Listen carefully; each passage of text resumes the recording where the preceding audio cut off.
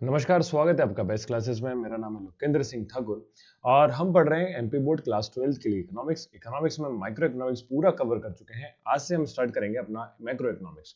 तो macro economics का पहला चैप्टर या फिर आप कहें चैप्टर नंबर 7 बोल सकते हैं, क्योंकि 6th वाला जो है माइक्रो इकोनॉमिक्स का रिड्यूस हो गया, तो उसके बाद ही आपका मैक्रो स्टार्ट होता है।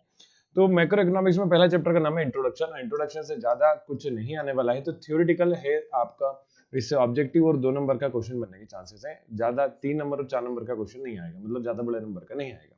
ठीक है, तो कॉन्सेप्चुअल है समझने के लिए। मैक्रो इकोनॉमिक्स क्या होता है? तो मैक्रो का मतलब होता है लार्ज, बड़ा। क्या मतलब है भाई? लार्ज और बड़ा। तो आपको ये वर्ड याद रखना है और इसके अंदर जितना भी हम पढ़ेंगे वो पूरा टोटल इकट्ठा एक साथ एग्रीगेट का पढ़ते हैं। तो पूरी इकोनॉमिक माइक्रो इकोनॉमिक्स में हम सिंगल सिंगल इंडिविजुअल की स्टडी कर रहे थे। अभी उन सभी को एक साथ मिला देंगे तो मैक्रो इकोनॉमिक की स्टडी अपनी बनती है। और इसलिए इसकी डेफिनेशन में भी लिखा हुआ है कि it deal with the aggregate economy. कैसे डील करता है? एग्रीगेट इकोनॉमी से, of variable of economy. The word macro come from Greek word. तो ये ग्रीक वर्ड मैक्रोस से निकला हुआ है। कौन से वर्ड? मैक्रोस। मैक्रोस का मतलब ही लार्ज होता है। मैक्रोस का मतलब क्या है? लार्ज। तो ये एक इकोनॉमी की ब्रांच है। दो ब्रांचेस होती है, माइक्रो और मैक्रो। तो एक ब्रांच ये माइक्रो है, एक माइक्रो है और एक कौन सी है? अपनी मैक्रो। तो मैक्रो के अंदर हम इकट्ठा एक साथ टोटल को पढ़ते हैं। तो इसके अंदर जो मेन आपके इकोनॉमिस्ट रहेंगे वो आपके कौन रहेंगे? जॉन क्यानिस। तो क्यानिशन थ्योरी को अपन इसके अंदर पढ़ने वाले हैं। ठीक है क्या? चलिए, जो यहाँ पे लिखा हुआ वो आपको मैं एक बार रीड करके बता देता हूँ क्या क्या चीजें हैं। तो it is the branch of economy that study the economic relationship और issue of economic as a whole. तो पूरा इकट्ठा एक साथ की स्टडी हम करने वाले हैं। लाइक टोटल कंजप्शन कितना है, टोटल सेविंग कितनी है, टोटल डिमांड कितनी है, टोटल सप्लाई कितना है, लोगों की इनकम क्या रहेगी, एम्प्लॉयमेंट क्या रहेगा। तो इसी वजह से इसको एक और इनकम एंड एम्प्लॉयमेंट थ्योरी भी बोला जाता है। तो इनकम एंड एम्प्लॉयमेंट थ्योरी इसी के अंदर पढ़ी जाएगी। वो आगे चैप्टर है, चैप्टर नंबर 10। ठीक है, बात समझ गए होंगे। तो चलिए आगे देखते हैं अब क्या है। फिर आता है अपना दूसरा, कैपिटलिस्ट कंट्री। तो कैपिटलिस्ट कंट्री क्यों बात कर रहे हैं? तो ऐसी कंट्रीज जो कि जनरली काम काय पे कर रही है, प्राइवेट सेक्टर के हिसाब से ज्यादा रन करी जा रही है, वो कंट्रीज क्या कहलाती हैं? कैपिटलिस्ट कंट्री कहलाती हैं। तो in the capitalist country production activity are mainly carried out by capitalist enterprises. Doing well is the result of doing good. तो ये एक राल्फ वाल्डो है, इन्होंने कहा है, तो आपको याद रखने की जरूरत नहीं है, कोई दिक्कत नहीं, इसको छोड़ो भी। अच्छा काम करोगे तो रिजल्ट भी अच्छा मिलेगा, ऐसा कह रहे हैं, और कुछ नहीं, है ना। That's what capitalism is all about. तो यही कैपिटलिस्ट के ऊपर जनरली डिपेंड करता है ना। तो इसके एग्जांपल दें तो कंट्रीज आपकी जैसे हांगकांग हो गया, सिंगापुर हो गया, कनाडा हो गया, ये कैसी कंट्रीज हैं? कैपिटलिस्ट कंट्री है। यहाँ पे गवर्नमेंट का रोल बहुत ही कम होता है, प्राइवेट सेक्टर ज्यादा इसको रन करते हैं। तो देखो लिखा है, it is the primary run by price mechanism without any interference of the government. तो गवर्नमेंट का कोई इंटरफेरेंस नहीं होता है।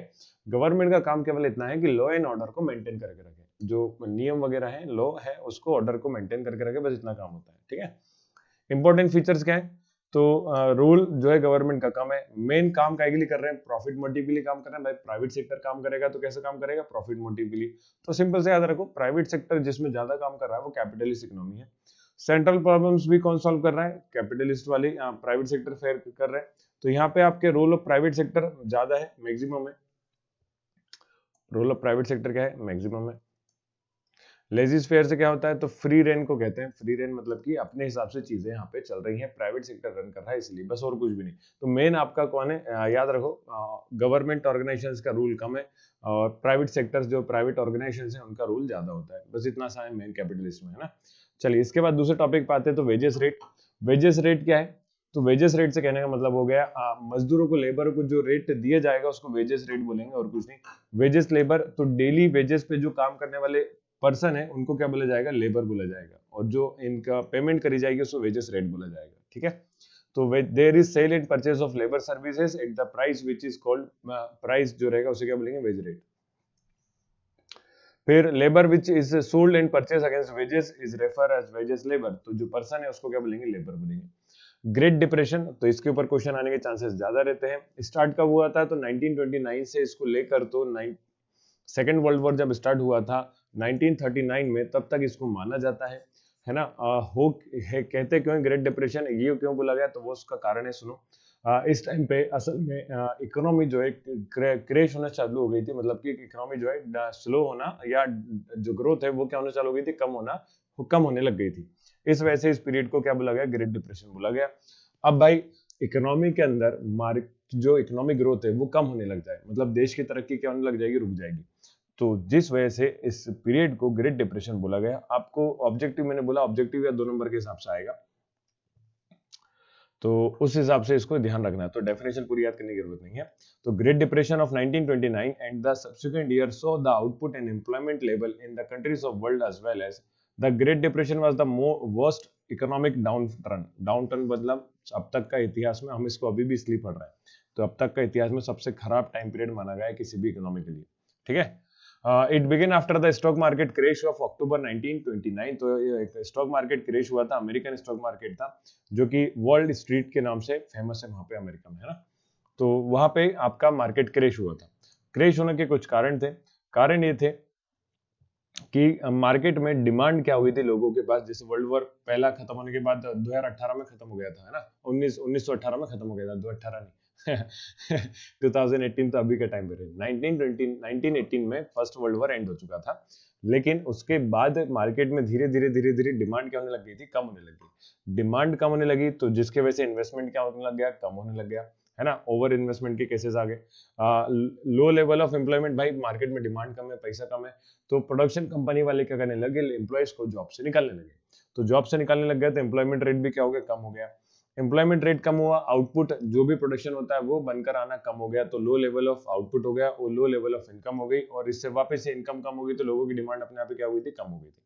तो ये कारण थे। इस तरह से आपका जो ये फ्लो चार्ट बता रहा है कि ग्रेट डिप्रेशन में हुआ क्या था। The cause and effect relation of great depression can be summed up in this follow chart. तो ये की चार्ट है, इसको केवल समझाने के लिए बनाया, एग्जाम में नहीं लिखना है।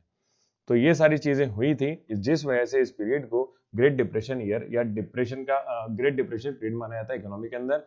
इसमें अनएम्प्लॉयमेंट रेट का आप ध्यान रखेंगे 3% टू 25% तक पहुंच गई थी।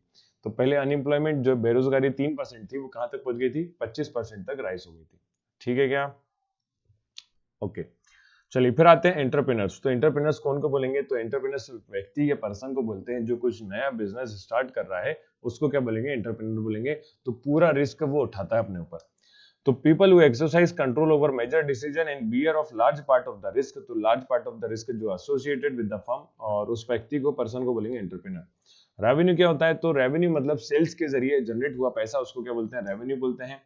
और इसके बाद आता है इन्वेस्टमेंट एक्सपेंडिचर। तो इन्वेस्टमेंट एक्सपेंडिचर से कहने का मतलब होता है जितना भी आप खर्चा इन्वेस्टमेंट के ऊपर करेंगे वो इन्वेस्टमेंट एक्सपेंडिचर कहलाता है, सीधी सी बात है, और कुछ नहीं। तो इन्वेस्टमेंट कौन कर, तो मेजरली दोनों करते हैं, गवर्नमेंट भी और प्राइवेट सेक्टर भी। एग्जाम्पल के तौर पे अंबानी जी को कुछ बनाना है कहीं पे, तो वो पैसा लगाएंगे तो वो इन्वेस्टमेंट है, और वो खर्चा कर रहे हैं इसलिए उसको इन्वेस्टमेंट एक्सपेंडिचर बोलेंगे। तो प्रोडक्टिविटी बढ़ाने के लिए इन्वेस्टमेंट एक्सपेंडिचर करा जाता है। तो expenses which rises productive capacity are called investment expenditure. और किसी भी इकोनॉमी के अंदर दुनिया में 4 सेक्टर्स माने जाते हैं। तो इन चारों के बारे में ही अपन को पढ़ना है, जो कि अपन नेक्स्ट वीडियो के अंदर करेंगे, और आपका नेक्स्ट वीडियो में ये चैप्टर खत्म हो जाएगा। ठीक है। तो 4 सेक्टर इकोनॉमी, और 4 सेक्टर इकोनॉमी में कौन कौन आते हैं, हाउस होल्ड, फर्म्स, गवर्नमेंट और एक्सटर्नल सेक्टर, या रेस्ट ऑफ द वर्ल्ड इसको बोल सकते हैं। तो ये चारों जो है आपके काय में आते हैं, 4 सेक्टर इकोनॉमी के अंदर इंक्लूड होते हैं। तो ये आपके छोटे छोटे की टर्म्स हैं, कौन का क्या मीनिंग है ये आपको मैंने यहाँ पे समझा दिया। उम्मीद है सभी को समझ में आ गया होगा। अगर समझ में आया तो वीडियो को लाइक करो, दोस्तों के साथ शेयर करो, और कोई भी आपका सजेशन है तो कमेंट करके पूछ सकते हैं। तो बाय बाय, टेक केयर।